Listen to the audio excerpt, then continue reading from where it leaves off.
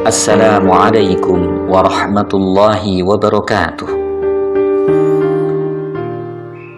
Alhamdulillahi rabbil alamin, wal aqibatu lil muttaqin, wala udwana illa 'alal zalimin. Wassalatu wassalamu ala asyrafil anbiya'i wa imanil mursalin, wa ala alihi wa sahbihi ajma'in, amma ba'd. Sahabat muslim yang dimuliakan Allah, suatu ketika Nabi Shallallahu Alaihi Wasallam bertanya kepada para sahabatnya, "Atadruna manil muflis?" Tahukah kalian siapa orang yang bangkrut itu? Kemudian mereka menjawab, "Orang yang bangkrut di kalangan kami adalah orang yang tidak lagi memiliki uang dan barang."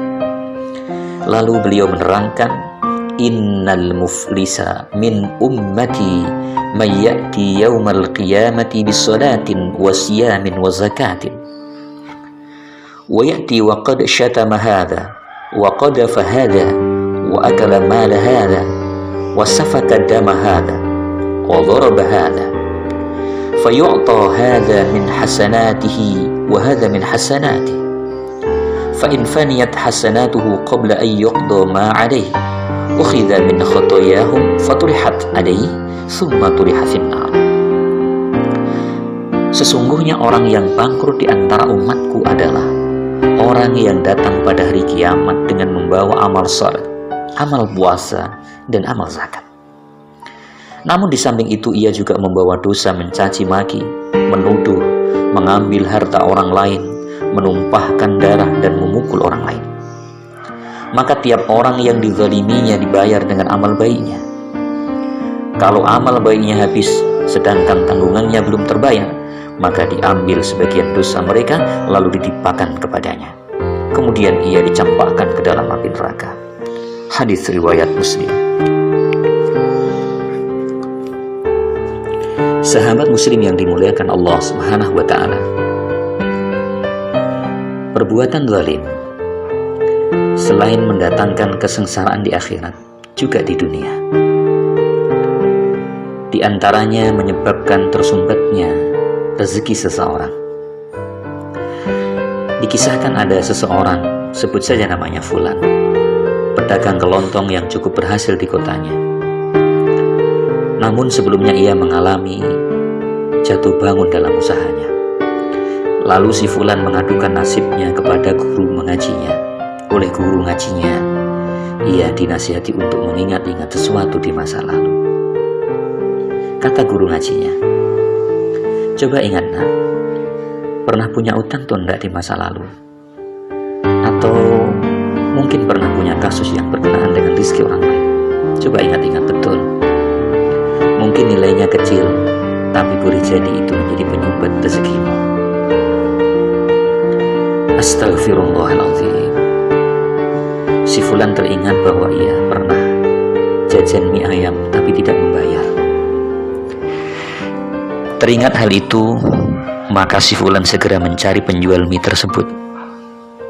Si Fulan pergi menuju suatu kota, di kota Semarang tepatnya, mencari satu tempat yang pernah ia singgahi hampir 12 tahun yang lalu. Dengan susah payah akhirnya ia menemukan penjual mie tersebut. Namun, penjual mie itu ternyata sedang sakit parah. Tanpa pikir panjang, si Fulan itu segera membawanya ke rumah sakit dan menanggung seluruh biaya. Kemudian setelah sembuh, bapak penjual mie itu mengucapkan terima kasih. Beliau berkata, "Bapak tidak tahu nak, harus bagaimana mengembalikan uang biaya berobat itu. Usaha dagang bapak sekarang sedang susah." Si Fulan berkali-kali mencium tangan bapak penjual mie tersebut. Matanya tak henti menitikkan air mata. Dengan terbata-bata ia berkata, "Pak, saya hanya minta bapak mengikhlaskan semangkuk mie ayam yang pernah saya makan tanpa membayar 12 tahun yang lalu." Sahabat muslim sekalian, saat itu sehabis makan ia langsung kabur dan tidak membayar semangkuk mie seharga Rp1.500. Bapak penjual mie itu memeluk erat tubuh si Fulan dan mengusap-usap kepala pria muda itu seraya berucap, "Nah, Allah Maha Pemaaf, begitupun semestinya kita." Sahabat muslim sekalian, begitulah kezaliman sekecil apapun menjadi sumber kesulitan. Namun ketika seseorang telah bertobat dan minta halal terhadap orang yang dizaliminya, maka Allah akan memberikan kemudahan baginya.